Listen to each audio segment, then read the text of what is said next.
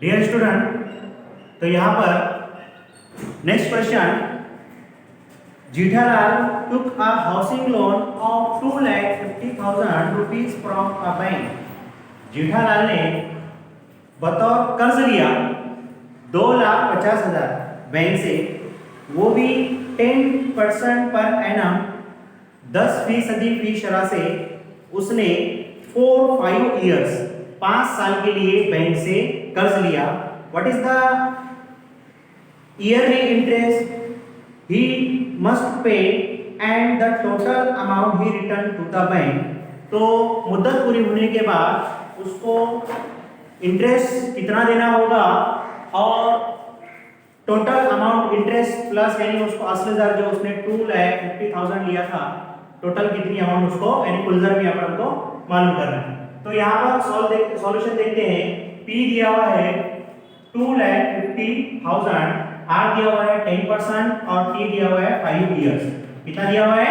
5 years. Okay, अब यहाँ पर हमको I मतलब सिंपल इंटरेस्ट और A मतलब अमाउंट भी हमको मालूम करना है। तो हम देखते हैं सबसे पहले यहाँ पर I का फार्मूला क्या है? हमारे पास P into R into T upon 100।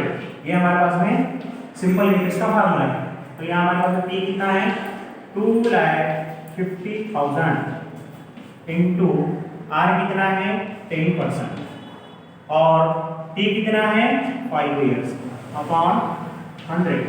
अब यहाँ पर इसको हम क्या करेंगे? सॉल्व करेंगे। ओके, अब ये 20 नीचे के और 20 ऊपर के क्या हो जाएंगे? कैंसिल हो जाएंगे। अब आपके पास में क्या देखो क्या बचा है यहाँ पर? 2,500 इंटू 10 इंटू 5। अब यहाँ पर I इज इक्वल टू, अब इसको 10 से मल्टीप्लाई करेंगे तो इसमें क्या हो जाएगा? एक जीरो उसमें ऐड हो जाएगा। ओके, और मल्टीप्लाई 5। अब 25 पैसा कितना होता है? 25 125 और इसको क्या लगाएंगे?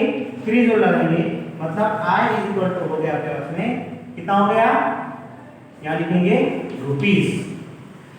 अब आपके पास में यहाँ पर हो गया है 1,25,000 रुपीस। ये क्या हो गया आपके पास में? Simple interest. क्या हो गया आपके पास में? सिंपल इंटरेस्ट हो गया। अब आपको क्या मालूम करना है? अमाउंट। तो amount is equal to P plus I। P plus I amount is equal to, अब P कितना है यहाँ पर आपके पास में? 2,50,000 प्लस I जो अभी हमने मालूम किया है 1,25,000 रुपीस।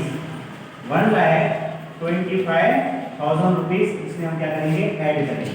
तो देखिए इसको किस तरीके से ऐड करते हैं। यानी लिखेंगे 2,50,000 उसमें ऐड करेंगे 1,25,000 उसमें क्या करेंगे? ऐड करेंगे। ये देखो जीरो का यहाँ पर जीरो लिखेंगे, जीरो का जीरो लिखेंगे, जीरो में जीरो ऐड करेंगे, जीरो लिखेंगे, जीरो में 5 ऐड करेंगे 5 और यहाँ पर 5 में 2 ऐड करेंगे 7 और यहाँ पर 2 में 1 ऐड करेंगे होगा 3। अब आपके पास में कितना आ गया?